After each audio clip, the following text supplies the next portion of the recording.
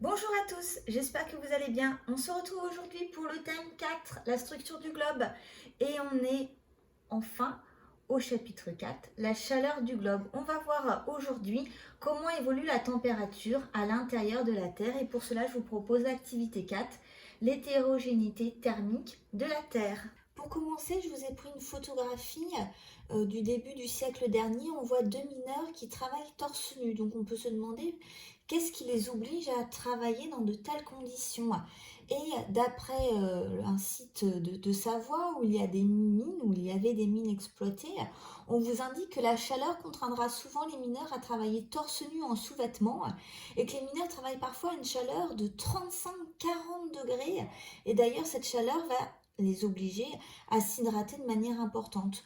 Or, ici, on est entre 200-500 mètres de profondeur, donc profondeur relativement faible. On peut se demander si cette température continue d'augmenter lorsque on s'enfonce plus profondément dans notre planète. Pour commencer à répondre à cette question, je vous ai mis un graphique. On voit l'évolution de la température en fonction de la profondeur et de la pression.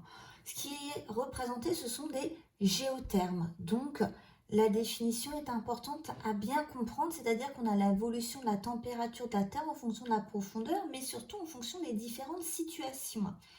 Ici, vous avez les géothermes au niveau d'une zone de subduction, au niveau de la croûte continentale, donc avec du granit, des roches sédimentaires, des roches métamorphiques.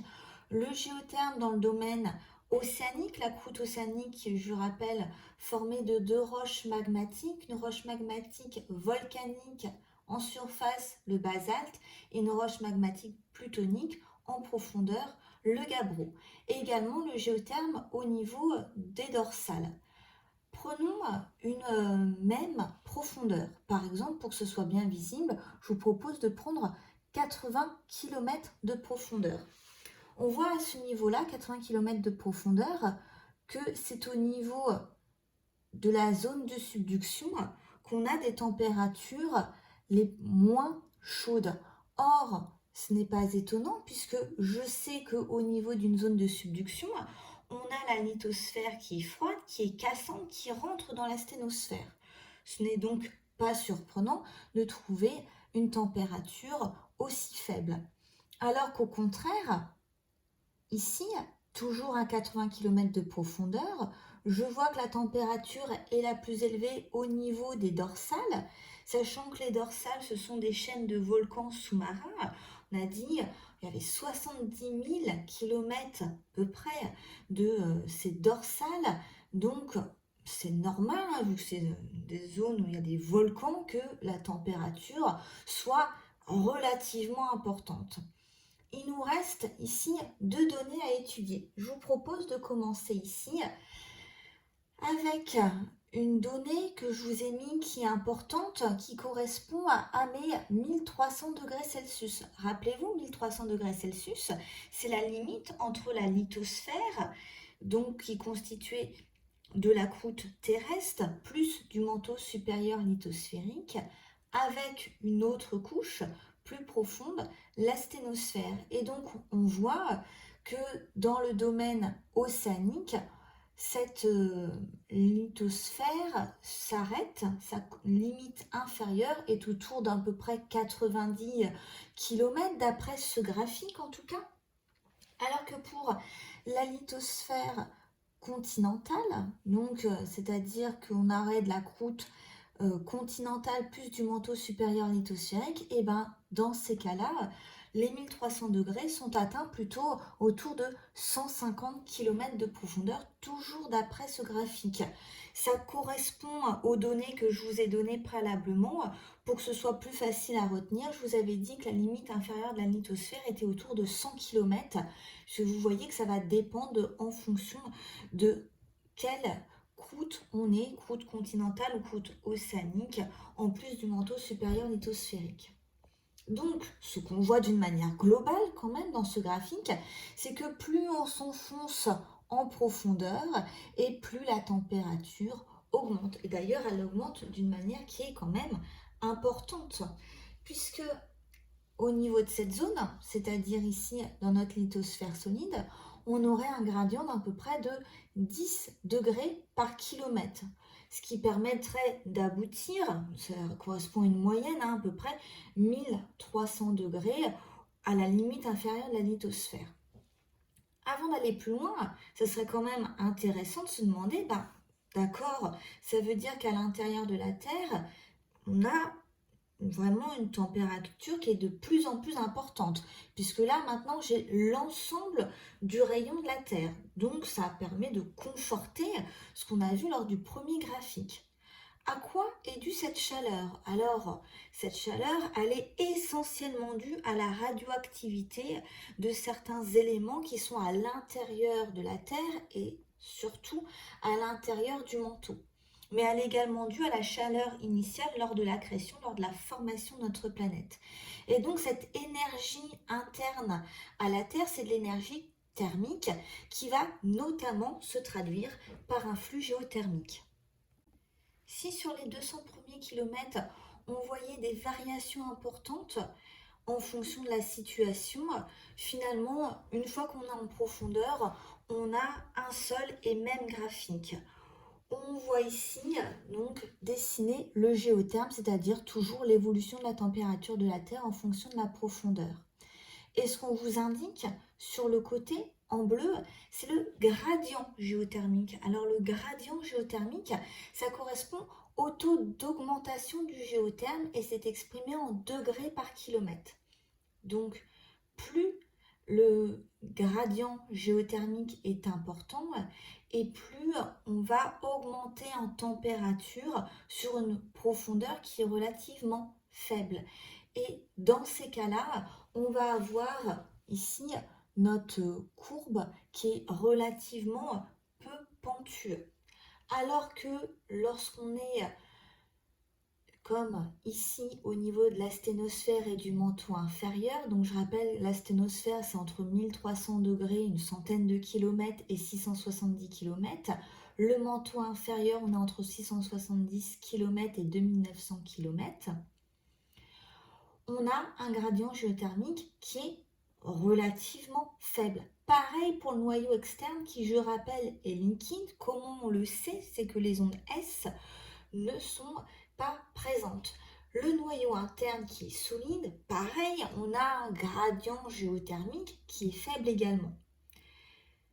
Ça pourrait être légitime de se demander comment on peut déterminer qu'il y a un saut de température, comme on peut le remarquer ici, autour de 2900 km. Je rappelle que la discontinuité de Gutenberg, c'est la limite entre le manteau inférieur et le noyau externe. On n'a aucune information directe sur la température à la base du manteau. Bien entendu, nous n'avons pas de mesure de température directe, nous n'avons pas d'échantillon évidemment. Il faut donc se reposer sur des mesures indirectes, comme les ondes S qui sont dans le manteau. Donc ça veut dire que le manteau est solide. Pour avoir un manteau solide, il faut qu'on ait une pression autour de 130 gigapascales, donc une température qui est inférieure à 4000 degrés. Alors que le noyau externe, lui, est liquide et d'après les calculs de la température, celle-ci, pour qu'il soit bien liquide, devrait être supérieure à 3800 degrés. Voilà comment on a pu déduire ce saut de température extrêmement important au niveau de la discontinuité de Gutenberg.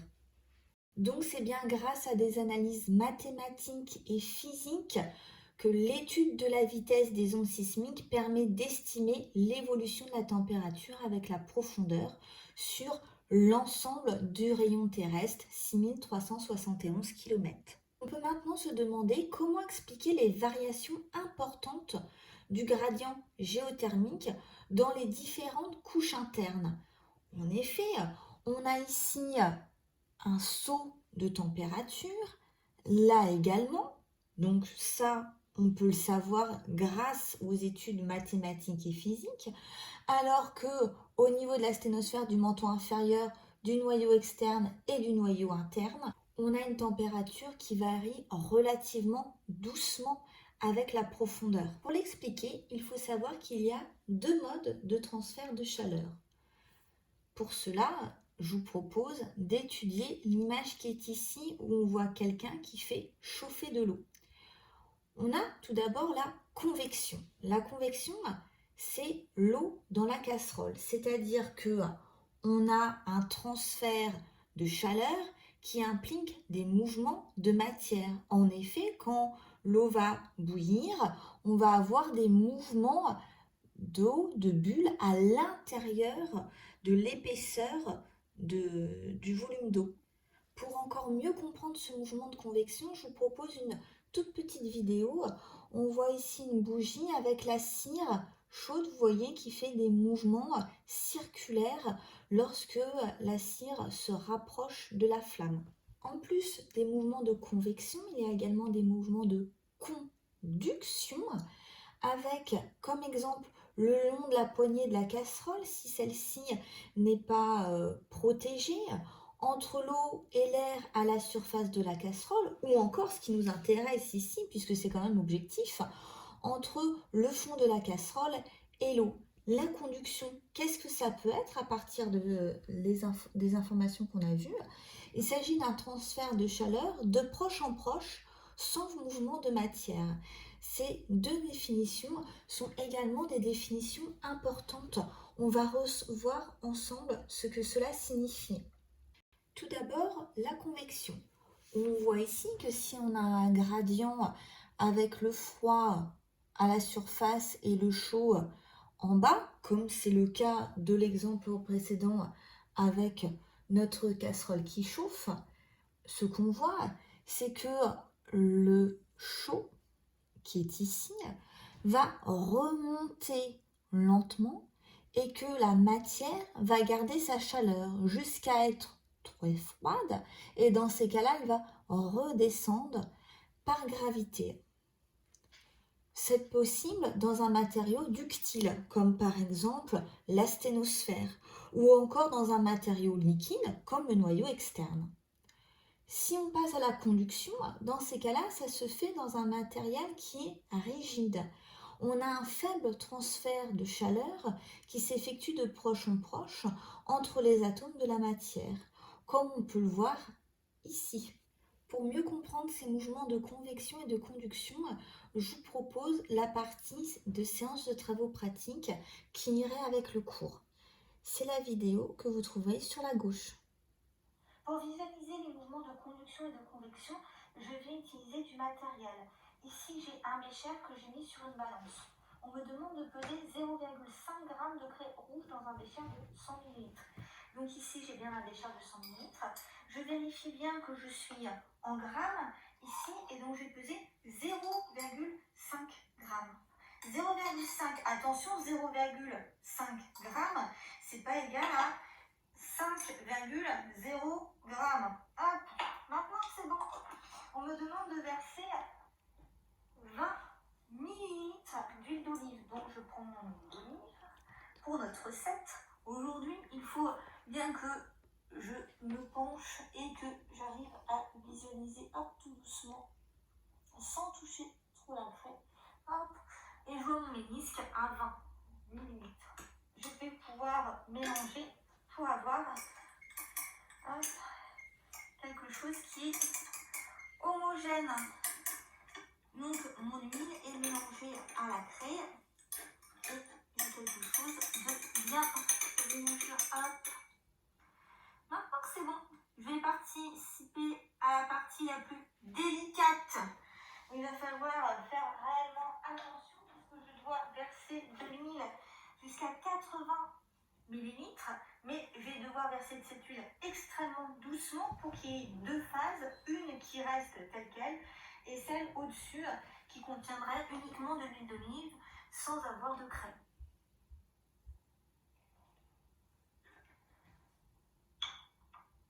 Pour ça, il va falloir que je penche un tout petit peu et que je verse mon huile contre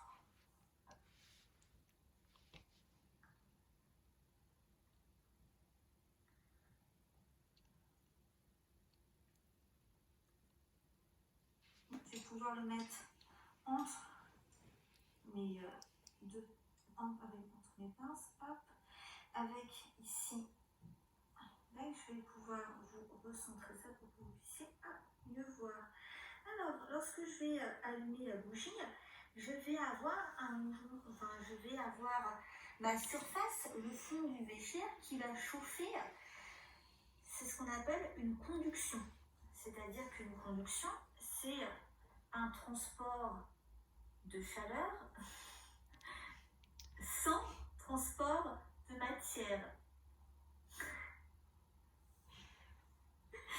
J'allume mon allumette pour allumer la bougie.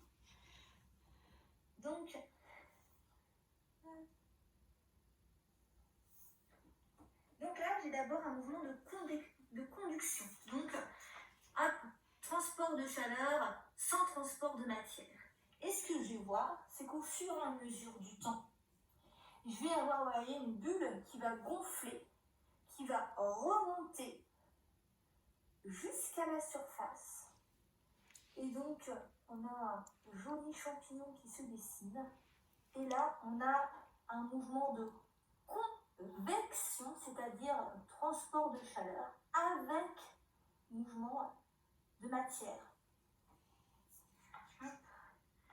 La convection, c'est le transport de chaleur avec transport de matière. La modélisation que vous venez de voir est représentée ici. On vous remet le gradient de température et ici, comme quoi, grâce à la conduction, cette surface va être chauffée. Et ici, on observe un mouvement, d'ailleurs qu'on observe tout du long. Et puis là, la retombée, c'est pour ça que j'ai mis cette image en lien avec celle-ci. Donc ici, un mouvement de convection. Je vous ai imposé tout à l'heure, comme quoi, avec la convection, on avait un important transfert de chaleur, alors qu'avec la conduction, on avait un faible transport de chaleur. C'est peut-être maintenant le moment de démontrer mes propos. Et pour cela, je vous propose d'étudier 2 expériences qui ont été réalisées. Ces expériences, voilà à quoi elles correspondent. Je prends un bécher dans lequel je mets un thermoplongeur. J'ai commencé par le mettre à la surface, ce thermoplongeur, pour montrer la conduction. Ensuite, je mets 2 sondes ici. Une sonde 1 au fond, une sonde 2 à la surface. Et je regarde quelle est l'évolution de la température en fonction du temps. J'ai représenté ici un graphique, le graphique des températures des 2 sondes en fonction du temps lorsqu'on met le thermoplongeur en situation de manière à ce qu'on ait de la conduction. Et ce qu'on voit, c'est que la sonde 2, représentée en gris, qui est à côté du thermoplongeur, on va avoir une augmentation importante de la température qui est relativement faible pour la sonde 2 qui est en profondeur. On voit qu'on a une augmentation seulement de 4 degrés au cours des 600 secondes. Qu'est-ce que ça indique? Ça indique qu'on a un faible transfert de chaleur entre le haut ici de ma solution de l'eau qui est chauffée et le bas du bécher. Donc ça correspond bien à ce qu'on a indiqué préalablement, que la conduction c'est un faible transfert de chaleur, vu que ça ne chauffe pas le fond du bécher. Si je prends la deuxième possibilité, c'est-à-dire qu'à la place d'avoir un thermoplongeur à la surface, je le mets au fond. Dans ces cas-là, c'est pour simuler, c'est pour modéliser des mouvements de convection.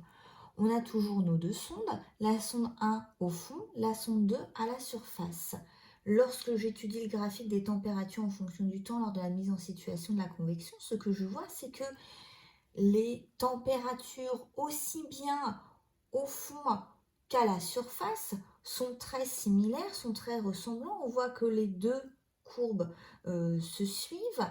Qu'est-ce que ça veut donc dire? C'est qu'il y a eu un transfert de chaleur qui est très efficace entre le fond du bécher qui est chauffé et la surface qui ne l'est pas. J'observe sur la gauche une coupe que vous avez représentée pour cette séance.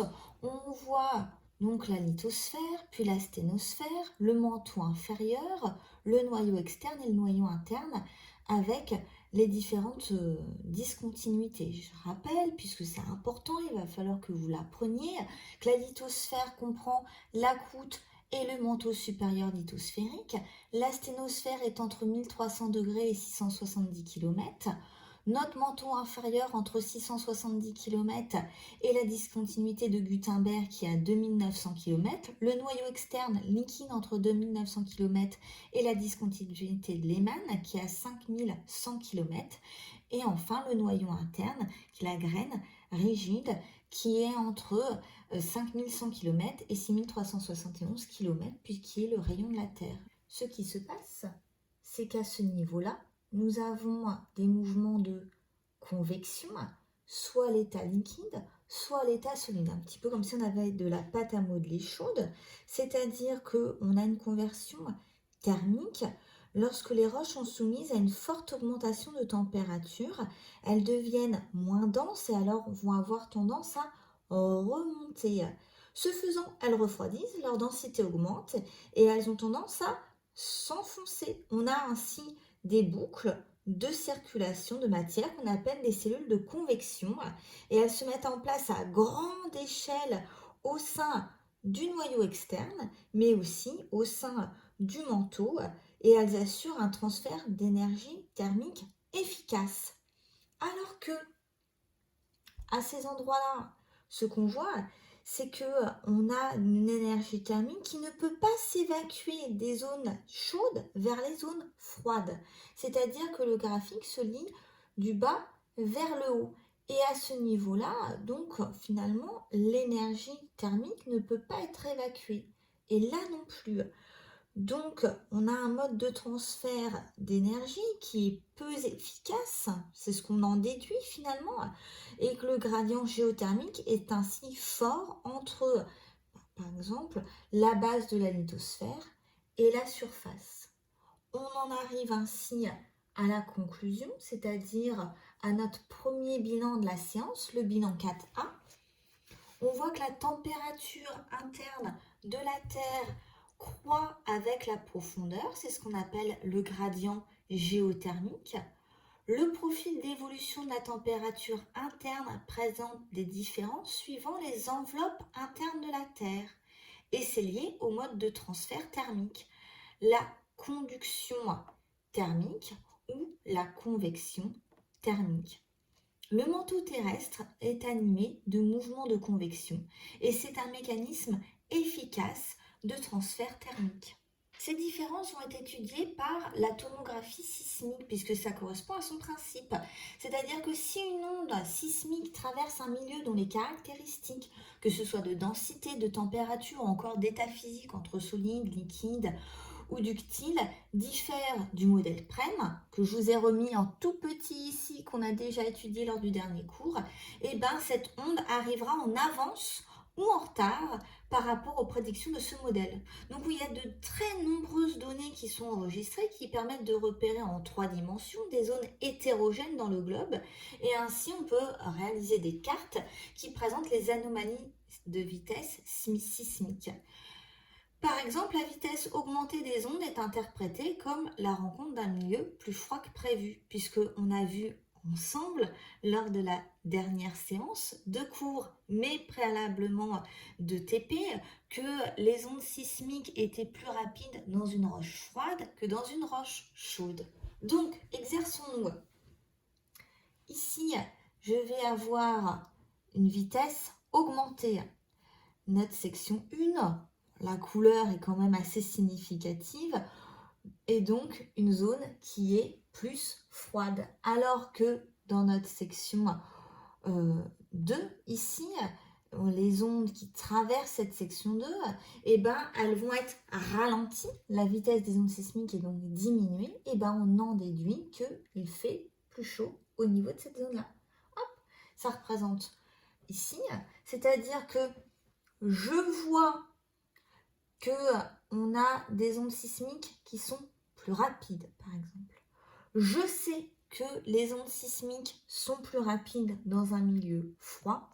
J'en déduis que les ondes sismiques ont traversé une zone froide. Et comme ça, on va pouvoir faire une cartographie de nos milieux. Et ce qui est particulièrement intéressant, c'est ici où on a une coupe donc en profondeur.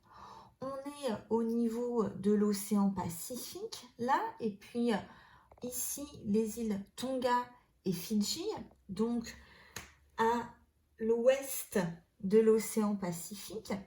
Ce qu'on peut voir, attention à bien différencier ce qu'on voit et ce qu'on en déduit. Je vois des séismes qui sont alignés. Ces séismes qui sont alignés, ça veut dire qu'on est sur une zone qui est rigide, qui est cassante. Je peux en déduire que c'est de la lithosphère. Or, ce que je vois également, c'est que on a des ondes sismiques qui vont être 6% plus rapides que ce qu'on attend. Donc, c'est un milieu froid. Or, la lithosphère est plus froide que la sténosphère. Nos deux données qui se recoupent correspondent. On peut commencer à voir ici quelque chose qui sera très pertinent pour un thème qu'on va faire plus tard dans l'année. C'est que à ce niveau-ci, on a des ondes sismiques qui sont plus lentes que ce qu'on attend par rapport au modèle prédictif, et donc ça sera des zones qui sont plus chaudes. D'ailleurs, c'est des zones volcaniques, donc ça a certainement un lien, et on verra lequel par la suite. Tout ce qu'on peut dire pour l'instant, c'est que l'intérieur du globe est marqué par une forte hétérogénéité des températures.